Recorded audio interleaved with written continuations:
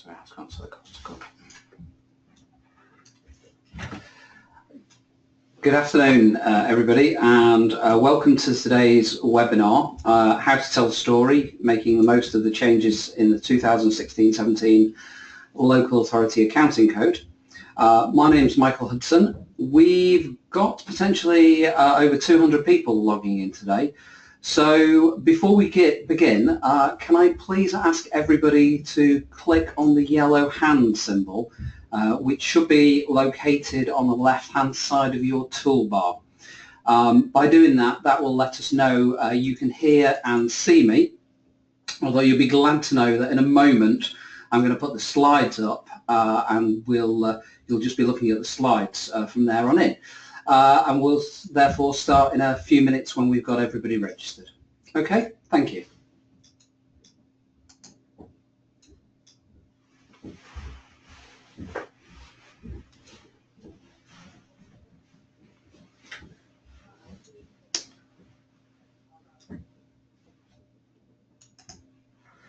Okay, thank you.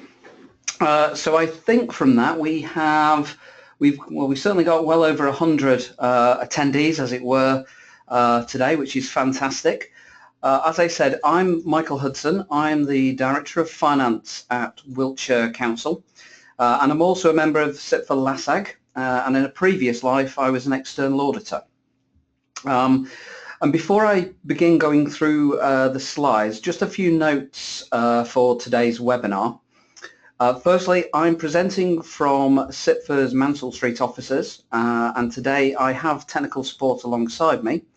So if you need any assistance during the presentation, then, for example, if you can't hear me or you can't see the slides, you can leave a question in the question box, and Sachel, who sat here with me, will be able to help you with that query.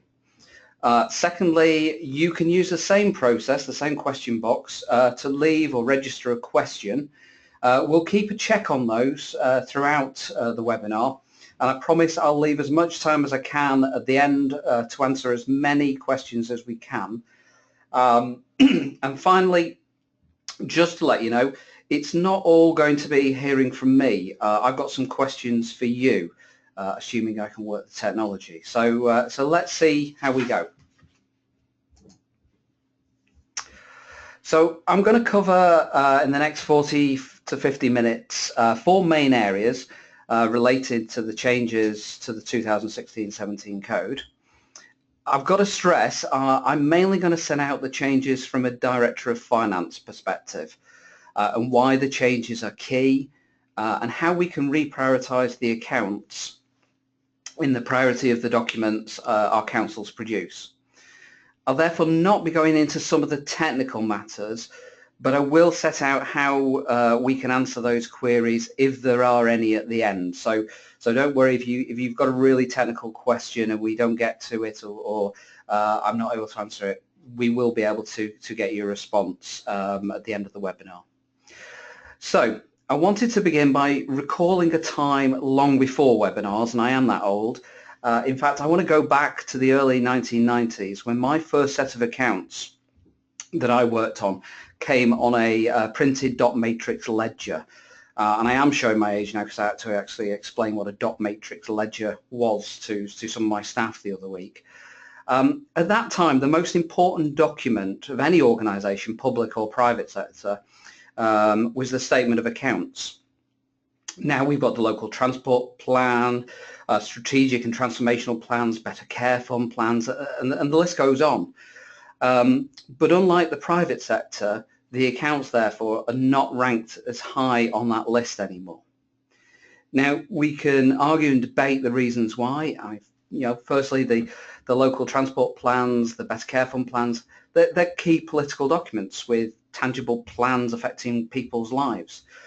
But also, in truth, our accounts have become long, complex and difficult to tie back to other financial reports.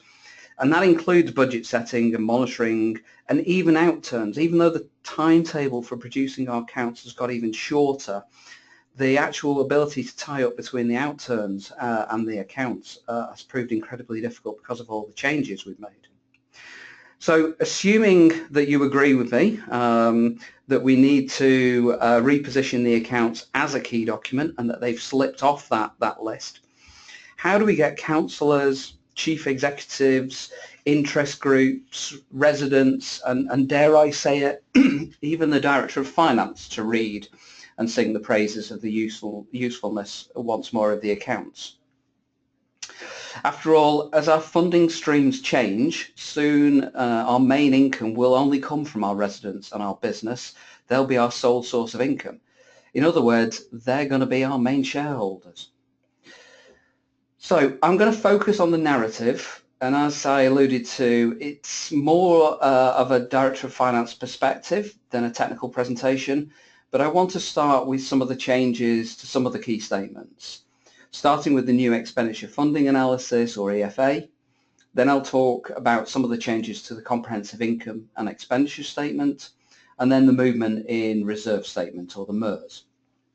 So first, the expenditure funding analysis. I've been asked by my own staff, who by the way should be listening, what is the new statement for?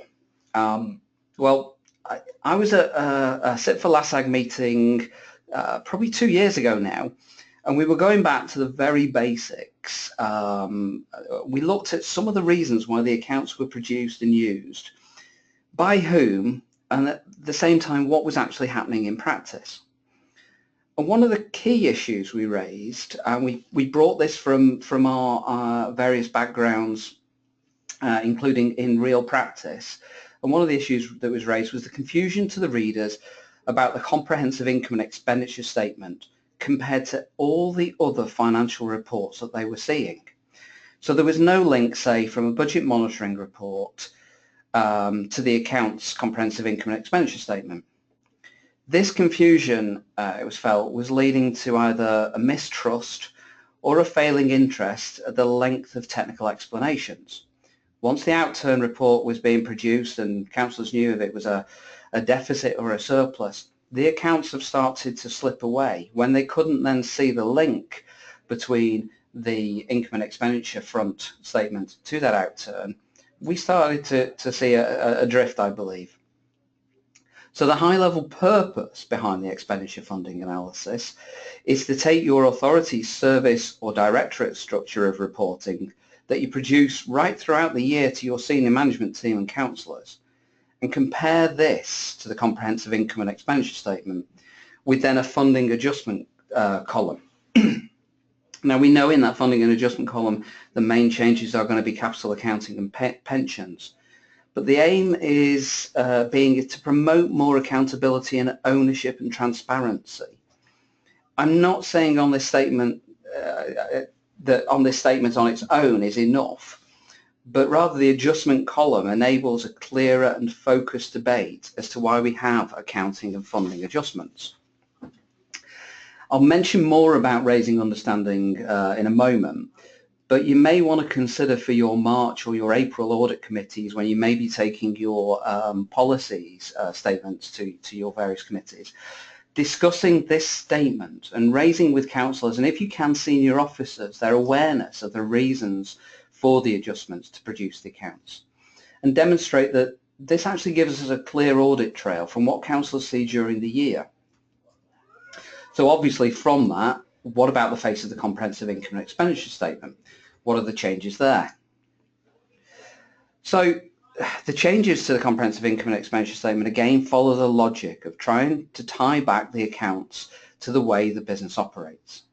So from 2016-17, the code changes the requirements for us to report on our own service or directorate segments. Thus, based on our own council's operating structures that we report on in budget setting, council tax leaflets, monitoring reports and outturns.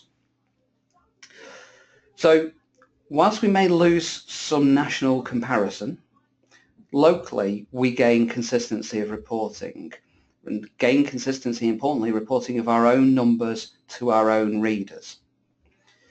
This means that, for example, the treatment of corporate support services, whilst it will depend on how the authority reports these services, so if you run most of your own corporate services, or most of them, then I'm assuming during the year you were reporting these as such. And therefore, these would be shown separately on the face of the comprehensive income and expenditure statement and not apportioned. So what you normally do internally for reporting your finances drives the external reporting. Again, to restate the aim, it is to build trust and awareness of the accounts. I do recognise that this does cause some issues, including perhaps the level of reporting. So, for example, in Wiltshire we report throughout the year 23 services, and we will do for the 2016-17 accounts. So heads up to our auditors, the font is getting smaller. But in producing that, we are starting to look at, therefore, how we report internally. And we've entered a dialogue not only on reporting throughout the year, but on reporting in the accounts. And we've started to get people engaged in actually the accounts meaning something. It also could be seen as a move that reduces inter-authority comparison. And I have some sympathy with that argument. However, I'm not convinced we actually do that much comparison. And if we do, then we still have similar structures to enable a level of comparison under the 2016-17 changes. And I think that the opportunity of gaining more trust and more awareness of the accounts, because of the way that we are now reporting that our councillors and our senior officers are used to, gives us a much bigger prize. So what about the final statement? What about the changes in the movement in reserve statement? Well, you may be glad to hear, I'm not sure it ranks up there in terms of the delight about the highways assets reporting being deferred, but the requirements around the movement in reserve statement have been reduced to the absolute minimum. Although, and just a quick reminder, for those huge fans of the statement, of course you can add in more if you wish. And I would say that as Wiltshire and my team are going through and producing close down, all three of these statements can be adapted and do need work. So do start talking with your external auditors about the presentation. My experience both as an external auditor and with my external auditors, various authorities I've worked, they're more than happy to start having these discussions. In fact, actually delighted, rather than having new sets of accounts, clearly with prior year adjustments to reflect the presentation given to them on the day. Start talking to them now. Start raising issues that you may adapt from the standards statements that you've seen. So the movement in reserve statement for me personally has always been a statement that needs explaining. And while still a requirement, I feel the key is to include the narrative or the story of the reserves, in particular the risks, and use this to feed or continue debates about longer term financial planning, for example around large pension deficits. So, as I said, I'm a director of finance, and after all, that's about as technical as I get. I probably need a rest now, and I probably need a hot towel around my head.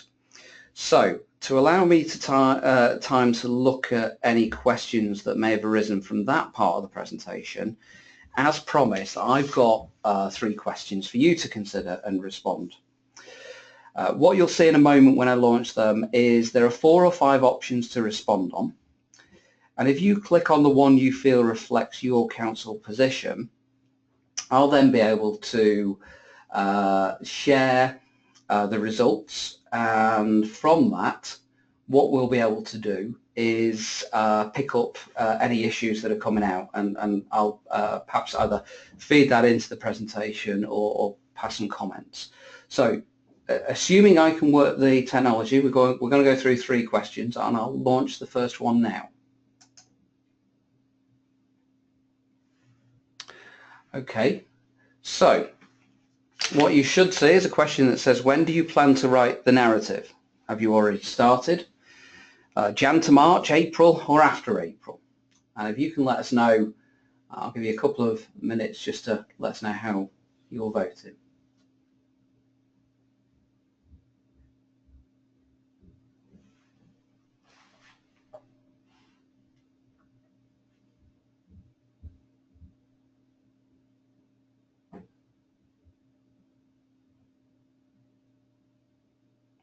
Okay, so we've got about 7 to 80% voted, so those that just want to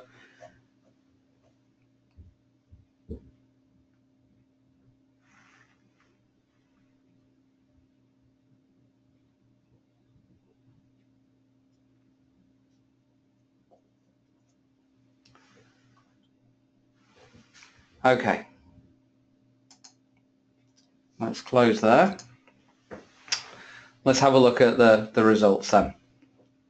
Okay, so there's a quite clear picture developing that whilst 40% probably starting before March, 41%, we got 42% planning to do it in April and 17% after April.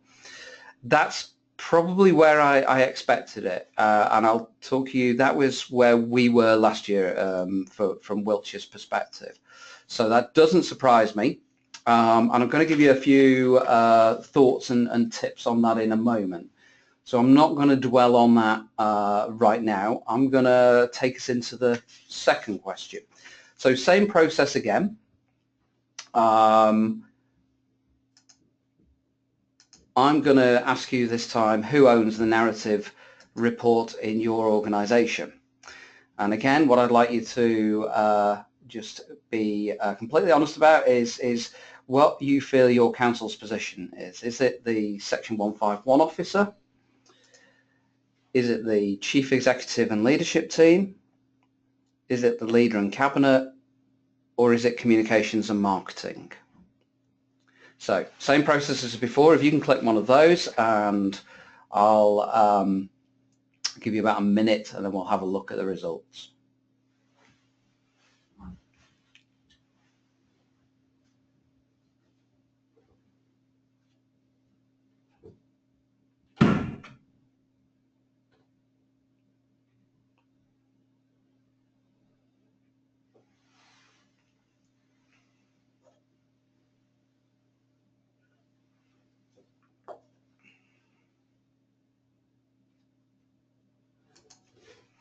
Okay, I'm going to close it there and I'll share the results with you. I have to say that again, that doesn't surprise me. And within about 15 seconds, we had about 75 of you had voted. And the Section 151 officer in the team was out at 80-odd% even then. I've got a strong opinion on this, and I'm going to be sharing it throughout. I actually think the answer is probably all of them, and possibly even wider.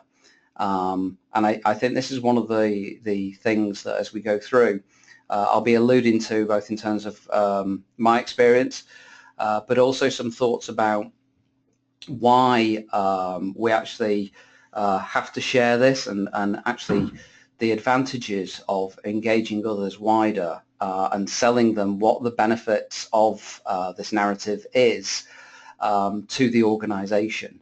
And I think that actually looking at this, we need to move away from the 82%, partly because, as I'll tell you about in a minute, the actual capacity of us to write this and the ownership within the team. So let's see if on the third question we're going to get any surprises. So this question is aimed at who you think uses the accounts the most. Again, if you can vote in the usual fashion, you've got a few options this time. So is it the general public, external audit, which I can tell you is already a front runner, councillors, residents and business, or government?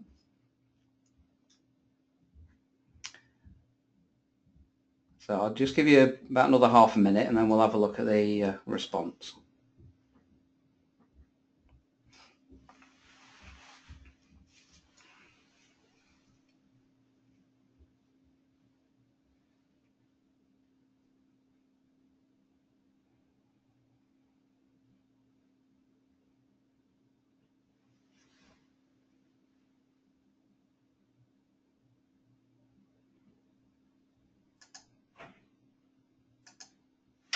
Okay. Again, I'm heartened. Either we've got about 150 external auditors on the webinar, or your views match mine. And can I thank the 2% who came in with the public right at the end.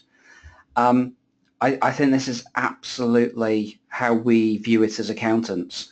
I have no different view. If I was sat listening and watching this webinar, that's the one I would have clicked on. Yet this number, if we come back next year, this has to be our biggest indicator of change. Because for me, it isn't for the external auditors. The reason it is no longer seen as the most important document in the council is because this is who our audience is perhaps seen as, not only by ourselves, but by the senior councillors, the audit committees, and our senior officers. Whereas actually, if we sit down and we think about it, it's the ones around there, it's the residents and business, and it's our own councillors. And we've got to change this position round. So let's move on to the narrative reporting, because I think therein lies perhaps the answer. But firstly, thank you for the questions, but I want to move on, and I have an admission of guilt and a lesson to share. So we go back to the previous question about when are you planning to write the narrative. Well, Wiltshire's narrative, if you go back and look at our website, last year's wasn't reflective of some of the issues I'm about to cover. The reason? Simply timing. To get this right takes time. To get buy-in and target your audience takes time. And I have to say, a lot of proofreading and a lot of people engaged. So going back to our questions, you really need to be planning the document now. Clearly, we haven't got to the end of the year. You can't write and you can't say exactly what all of the figures are going to be. Absolutely not. But just as we're having to use some estimating techniques for the accounts now as the timetable comes nearer, we have been reporting all year on budget monitoring and some of the issues that are coming up. We've got other reports, be they performance or business plan updates, that are telling the story of the organisation. So don't worry, it isn't too late for those that answered they are planning to write this after April. What I'm suggesting is I think there are some actions that you can start to look at now, and I'll conclude with some thoughts on actions that will help us really push the standard of this narrative on. And I have to stress, build this into your close down timetable now, and I would suggest draw others into the drafting. The 80% plus suggesting that it's going to be written by the finance team, Section 151 officer and accountants. That is absolutely brilliant, because it means we're going to get the accounts out on time. But are we going to get ownership across the organisation? And we all know that once we start to produce trial statements and get working papers ready for audit, that becomes the key focus. So ask yourself, will you have time during close down to also speak to the comms department, your senior management team, your cabinet or equivalent about what to include? I suggest, put simply, no. We've all got less resource and we've got a tighter timetable. So start now, start mapping out what it could look like, what the key themes are. And I suggest maybe start by thinking, who is your target audience and why? Going back to the last question, I don't think it's external audit. So the next two slides, I'll share some of our thoughts in Wiltshire that help focus both this presentation and how we're producing accounts, and how we produced from that the information and worked out where the gaps were. So just remind you, by the way, there is a question box there. If, as I'm going through, any of this doesn't make sense, or you just want to prompt some thoughts that we can come back to, please use the question box. So if I did a straw poll, I could pretty much guarantee that most people turn pretty quickly to the chief officer's pay. It's almost become human nature, whether it's press, staff, councillors. So we'll look at in a minute at how you can tell a story there. So that's something that we know people are looking at. But how many councillors truly look at things like the financial instruments? Even those such as Wiltshire who have Icelandic issues still remaining or similar sorts of issues, you get maybe less than 5 councillors looking at this very important note. It contains a lot of information to inform planning. How many councillors or senior officers look at the surplus or deficit, and after complaining how it's not the same as they considered when they looked at the outturn last month, how many then start to question the Director of Finance why a service is over or underspent? There's rarely any link to performance, and our covering statements haven't in the past really helped anticipate and explain those answers. Likewise, how many of you get asked questions about what's in sundry debtors, but we make no comment in narrative about, for example, the age of the profile? One of the largest space occupying in the whole sets of the accounts is the sections on our assets, both on the balance sheet, in the notes, in the policies, etc. How many councillors are using that to understand what we've done or what we're doing with those assets? Yet this is our one key opportunity to tell the story in numbers and words. After all, the numbers should purely reflect the activity and the decisions in year. None of this should be new news. So before I look at some ideas you could or may want to explore, let me point you in the direction of some useful further reading. CIPFA's Understanding Local Authority Financial Statements is simple to read, be it for an executive officer or for a councillor. And let's not forget, I think this is our first target audience to grab. The publication is really useful aid to upskilling both your audit committees, your corporate leadership team, senior leadership team, corporate officer group, whatever you call your senior leadership team. So I suggest one immediate action coming out of this is get hold of it. If you haven't read it, get hold of it, and I suggest put it on your upcoming audit committee agenda or your senior leadership team agenda, and at least start raising awareness of the accounts and what could and will look different. And actually ask them what they expect to see. What are the main headlines from the year they think the numbers will show? And how should you report that? So again, I'm going to use some examples now. If these don't make sense, or you want to question some of the numbers, by all means, shove something in the question box, and I will come back to this. But I suggest before we write any page after page, just take 10 minutes, grab a coffee, and just ponder, as we did in CIPFA, why do we produce the accounts? And I think from the responses we had, is it more because we have to, we're accountancy? And why would a reader want to pick up a copy of the accounts in the first place? Is it more because they have to, we are the audit committee, or we are the external auditors? Actually look at what are the reasons people are looking at the accounts now, or may want to look at the accounts. There are some traditional things like maybe there's a local matter of interest. I remember working at One Greater Manchester Authority. We got lots of interest in how we were disclosing a historical asset. Maybe it's somebody coming up for an interview. It could be coming up for a chief executive interview, and this is their first look into the world of their potential accountancy team. Or maybe, just maybe, because they think it will give them a better understanding of the council's performance, the risks, the direction of travel that gives them assurance or engagement about how their money is being spent.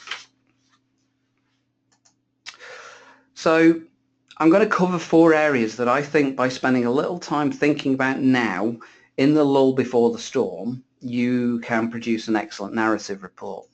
They're only examples. Again, if you've got better and you want to share, put them in the question box. We can come back to that.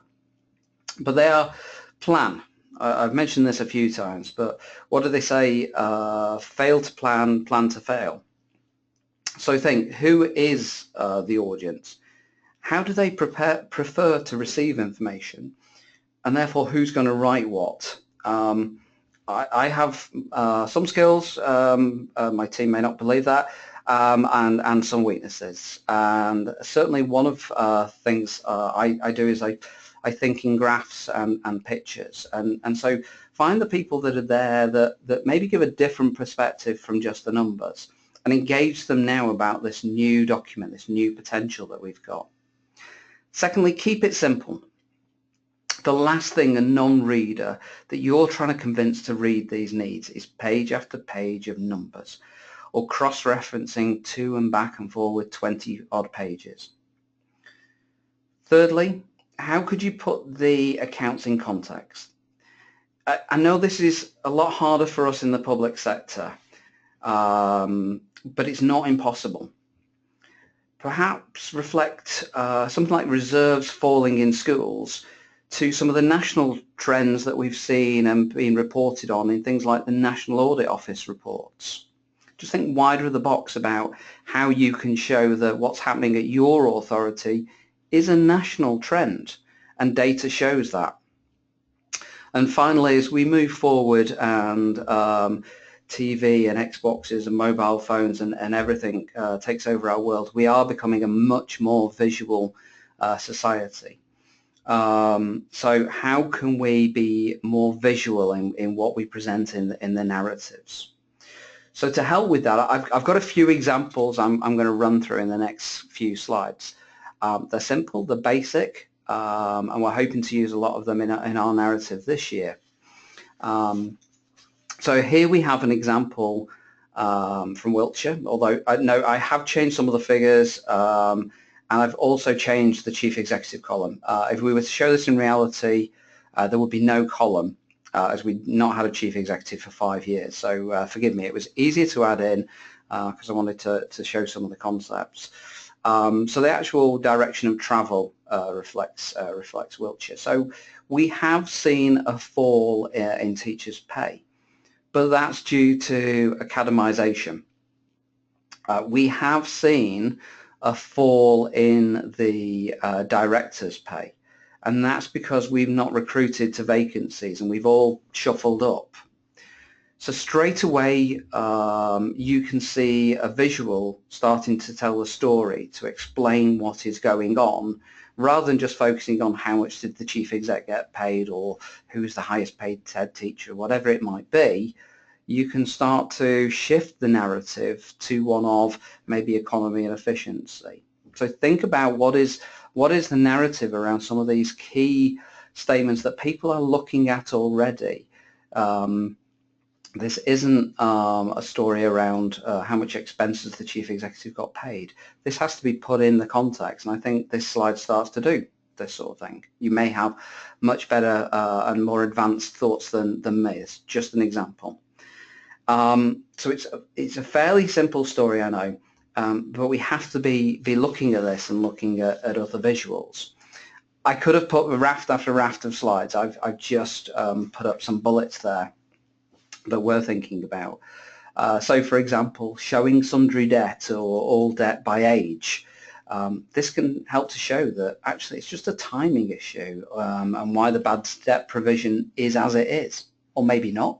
Maybe you're starting to see sundry debts change in one particular area. Maybe that's linked to something like universal credit. We should be starting to tell these stories. Maybe it's the age profile of your borrowing repayment. Maybe you want to tell a story about Lobos. I don't know. It's what is the story and how can visuals help in doing that, be they graphs, pie charts, line graphs. Who's really good in your accountancy department at thinking this way and drawing these up? Could you task them now to start looking at some numbers, preparing some draft slides. I'll show you one in a moment on waste area. I don't think I'll make the final cut, but just playing around with things. So there's a number there, and our list goes on. So think about your issues, your narrative. What do you want to get across? What may your readers want to know? So if we then look at some other visual examples, it doesn't have to just be the typical finance graphs. The picture on the left of the screen of the rundown, dilapidated old building is an old school. For those that know Wiltshire, it's in Melksham, and the council shut it several years ago. Apart from a brief spell when we decanted into there while another hub was being done up, it looked like this for a number of years. Now, if you wanted, you could have asked where it was on the balance sheet, how it was valued, etc. And a few years ago, you could have seen it on the assets for sale note. The land was actually sold for housing development, and it was a key part of our redevelopment of that part of Wiltshire. So looking backwards, we could have and should have used that as the narrative to show here how our balance sheet is working for us and visually paint a picture of how the receipt is making a change, this being the planned new builds. So the accounts can start to take on a real tangible message to reflect the business plan. But you can't just put visuals in to fill up space. Think about the message. What do numbers tell you about performance? This, for me, is an area we can learn from the private sector. Pick up one of the private sector annual reports. It's all about performance. Ours is about the financial outturn in the main, in my experience. I think go back to the question, if we're producing it for the external auditors, we follow the code, we provide the numbers, we focus on getting an unqualified opinion. Absolutely, that's our job, and as a director of finance, I'd never want a finance team to veer away from that ultimate objective. But we need to link the numbers to the activity and the service narrative. We've got to tell the story better, and we've got to make sure that the numbers follow that story. So that could be safeguarding fell or increased due to more or less foster carers. What could we then add into that in terms of what we're doing to promote that area of service? And what have we done in the last 12 months? What was the investment there? What sort of activity took place? Was there a waste deficit occurred, maybe due to more tonnage, or there was 6 weeks extra dry weather, so there was more grass cutting that was undertaken? Tell the story. Don't just leave it at the numbers and the high-level numbers at that. And I have to be honest, in all likelihood, we've been doing that probably all year anyway in our monitoring reports. So this continues and just builds that trust again. And if we're not doing that in the monitoring reports, well, maybe we can use the accounts then to drive that to do more in the monitoring reports.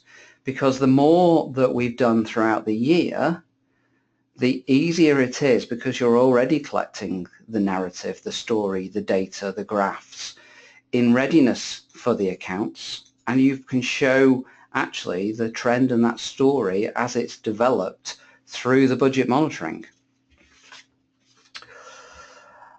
Also, and again, this is open for debate, so please put the questions down there if you want, but use the speed of closure to generate some interest. As my accountancy team will tell you, I arrived on day one and said we wanted to be first. I wanted us to be first to close down in the country. Now, thank you Westminster and Oldham for not allowing that, but we were close. You know, we've moved incredible ways in terms of getting our accounts produced earlier, and we're all going to have to do that. But actually use that to generate an interest in councillors, in your senior management team, because actually our accounts are getting much closer to our outturns, and that actually generates stories internally that you're then able to share about the great work that we are all doing. Just turning back then to the visuals and being innovative and trying to tell a story. Here's an example that I'm still playing around with this one. And the reasons we're still playing around is I'm not sure it ticks the simple box that I mentioned before. In short, in Wiltshire we've collected more, we've recycled more, but what we've seen is our costs haven't increased to the same proportion. And the reason is we have been managing our costs. We've put a lot of effort into both the performance and financial reporting of this area because it was such a critical area to us as a council.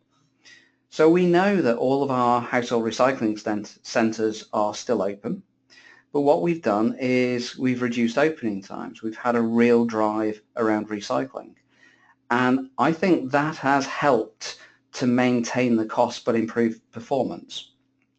And that is a key message. We keep getting asked about that, and it's one we want to get across to both councillors and to the public. So we're going to keep working on this visual and keep working on this story, and it'll be a key part of our narrative.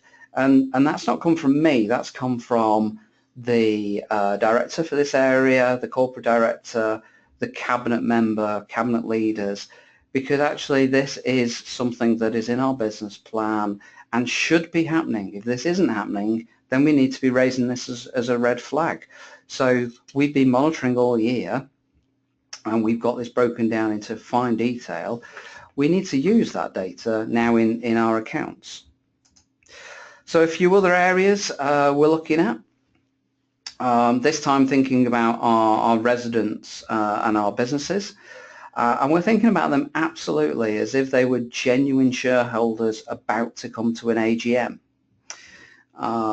So how can we talk about the risk of universal credit and a reducing local welfare provision? So for those of you that have got benefits or deprived areas, and this is a key issue both in the now and your policy shaping, how can we tie this issue into, for example, the notes around debt and bad debt provision? Or how about the pension deficit and focusing on the longer worked for strategy because of some of the notes around the pensions? Yes, they are now 3 or 4 pages, and yes, they have become very complex, and yes, they are what's often lovingly referred to as an in and out on the statements. But actually they are telling a narrative there. Let's draw out what exactly that narrative is and shout that out. There's a list down there of some others. It might be around our assets again, it might be around Brexit, it might be specific earmark reserves to focus in on things such as apprenticeships. Whatever it is, think about your narrative and think about what it is you want to get across to your residents, those shareholders that you've got. So there's a few more besides that, and the key issue being that it's what's local to you. And after all, if you've got somebody paying £1,500, say on the average council tax, and let's say that that's about the price of a holiday, you'd want to know a lot more about where it went, how the council managed its finances and its money.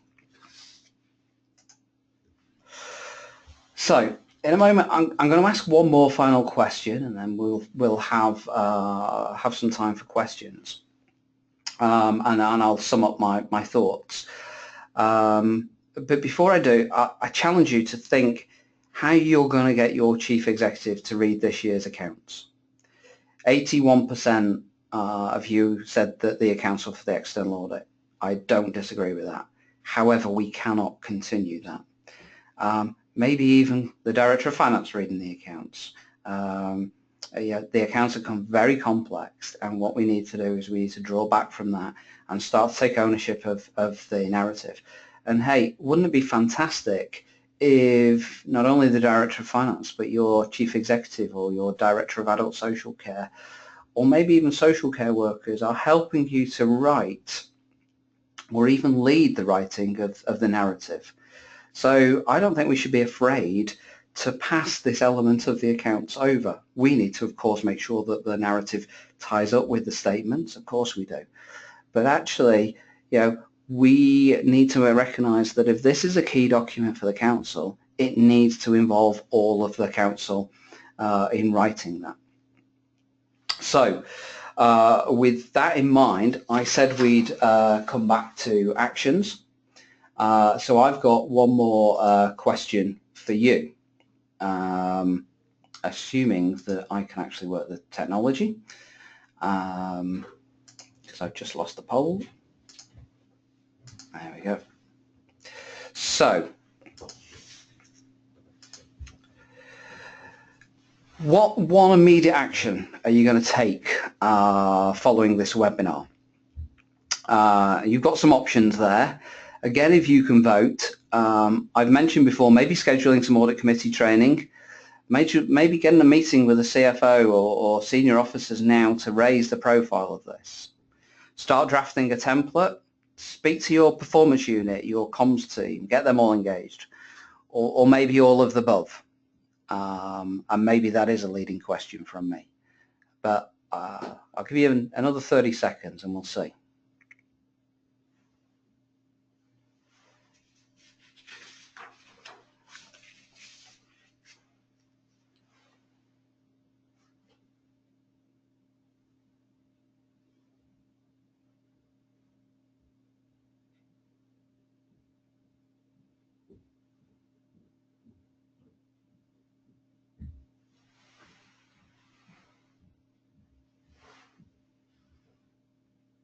Okay, right, I'm going to close it there. I'll just share the results with you. So, of course, it was a leading question. I'm presenting, I may be allowed to do that. I actually think, of course, it is all of the above. But absolutely, I would agree with the majority of you also. It's getting the CFO engaged. For those of you that are involved in the depth now in terms of the closed down table, getting the audit papers working, I will say from my perspective as Director of Finance, at the moment, my main focus was getting the budget set. I've got 30 other things that I'm doing. We've all got 30 other things that I'm doing. But my attention has to be on the statement of accounts now, not in May or June when I'm having a quick flick through. These changes give us the opportunity to raise the profile. As a Director of Finance, I have to take that opportunity and I have to own it. And actually, I have to maybe start leading. This is what's been happening in the year. I sit in the executive team meetings. I sit in cabinet. I know what's been going on. I can direct a narrative. I can start to say, look, we need to get a message out around waste. We need to get a message around fostering. Where can we get the figures from? Because the more we can prepare now, the easier it's going to be in April. And do speak to other departments. Comms department or policy performance, they're doing the same thing as us. Let's join this up. Let's make it professional. Let's make it simple. Let's make it usable, and let's use all the skills across the council. Okay, so I said I would just do some conclusions. So what would be my advice from all of this? Well, I think, first of all, take those 5 minutes. Consider why we produce the accounts. It may sound really, really simple, but actually taking that time out really helped us just consider what actually was it we were doing. And work out who will be the target audience. And I do really suggest let's get the councillors and the executive leaders fully behind these changes, because I think if we can get them behind, they're going to start championing that more and more, and there's going to be more interest raised, and there's going to be more appetite to get these publicised. Thirdly, plan, and of course plan some more. And fourthly, don't be afraid. Make the narrative as interesting and as engaging. Just be innovative. Not all of the graphs or charts that I've been discussing are going to make it to the final narrative. I think if they did, our narrative would be about 70 pages anyway. But it's helpful. It's helped us look at then how we performance manage in other areas and how we might change the budget monitoring report. And make sure that that is what it's doing. The narrative explains your numbers. Clearly, if we've got a mismatch there, then that's a bit bigger of an issue. But that's all our general ledger and all our accounts do. They capture the activity that's been going on during the year. They're not a black art. They are simply a record of our activity, be they collecting stray dogs, providing social care, planning application income, whatever it is. All the numbers start with an activity in the services. So what's the main narrative? What's the main things that have been going on during the year? And do consider others drafting with you. And be as creative with that as possible.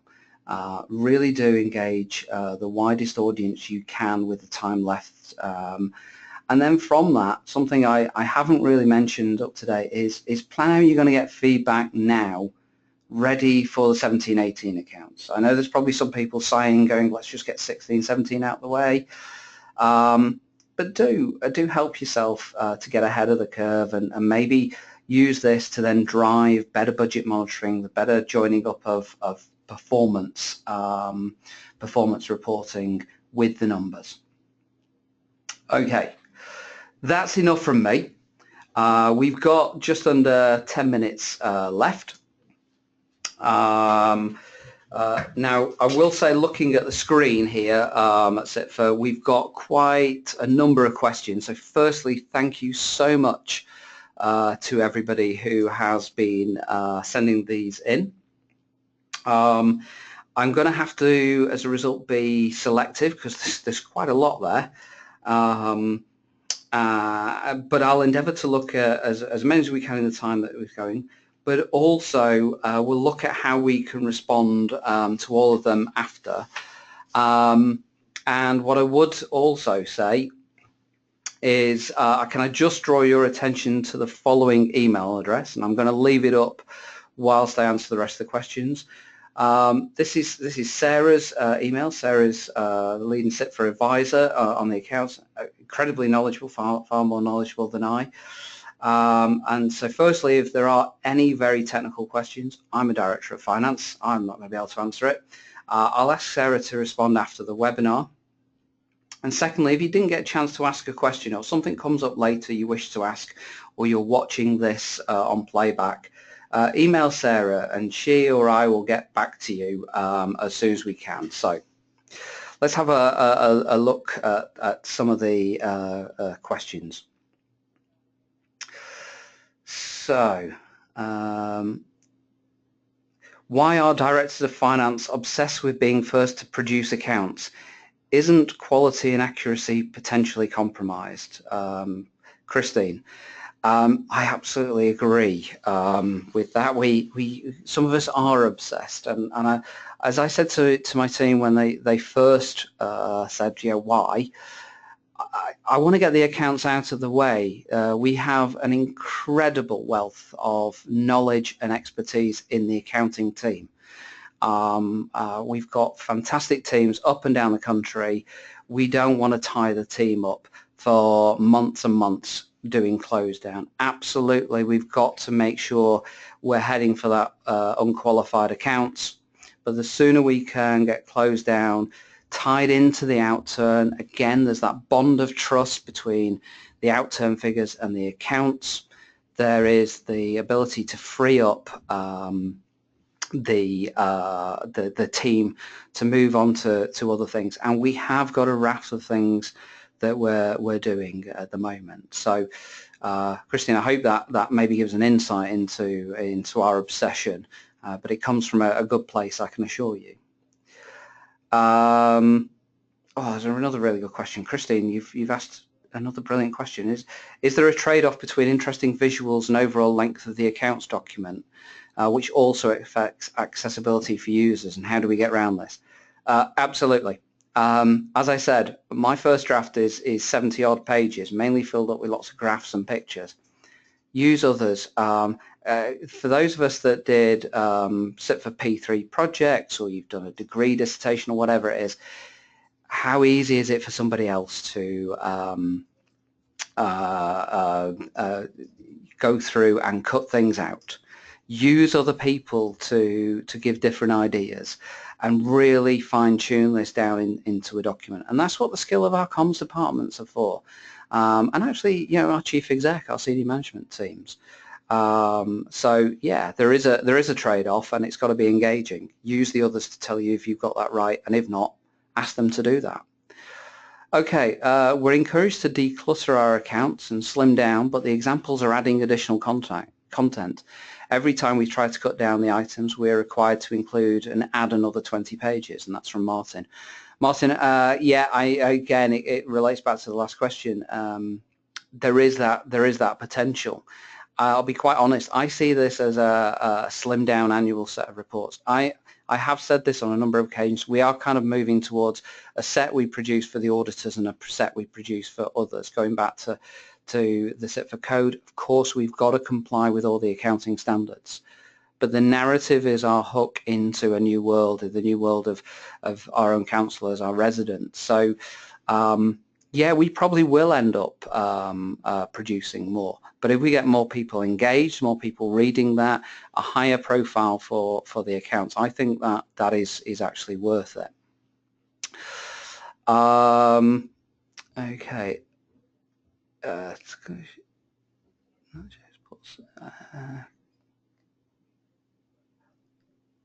just trying to read through the questions, but apologies.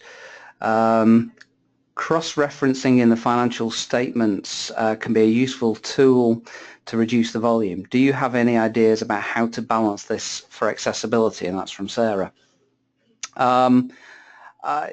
Yeah, it is a really useful tool. I think where we can, and we've discussed a number of times, you know, can you put the policies in with the notes? Some people like that, some people don't. Again, ask your audience, work out who they are, and ask your audience, what is it that they can help you with in terms of determining that. Oops, sorry. Quite a few of you are asking, will it be possible to get a copy of the presentation? Absolutely, that's available via CIPFA, and after this session, a recording of the webinar and the slides will be available on the CIPFA website very, very shortly. So they'll all be there. Probably time for one more question.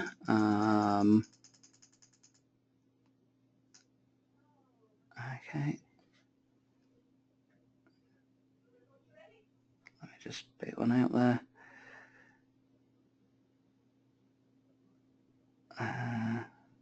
Sorry, some of these are just a repetition of the other questions. Do you think graphs can replace disclosures? No, but I think they can add and they can explain, going back to the very simple example of the chief officer's pay. I think a lot more people these days view visuals and are able to assimilate a message, and we can use that information. I suppose it goes back to, is it Martin's question? I think we may end up having two sets of accounts, maybe a few more pages. But actually, if the message is understood and the message is being read, then again, I do think that is a valuable message. There are, I have to say, a lot more questions that I've not been able to assimilate and answer. We will do that after the webinar, and as I say, the slides are available on the CIPFA website very, very shortly. But I'm conscious that we are running out of time, and this is your lunch hour, and especially for my accountancy team, you need to be getting back to work. Thank you so much for giving up your lunch hour to listen to me. I hope you found it useful. I hope you found a few nuggets in there a few prompts, and I really do hope you go away and just badger your Chief Finance Officer, and if you are a Director of Finance listening, you go and you badger your Chief Executive about this, because I really, really hope that we can reclaim the accounts as the most important document that the Council produces during the year. So thank you for listening, and I look forward to comparing and learning from others. Thank you.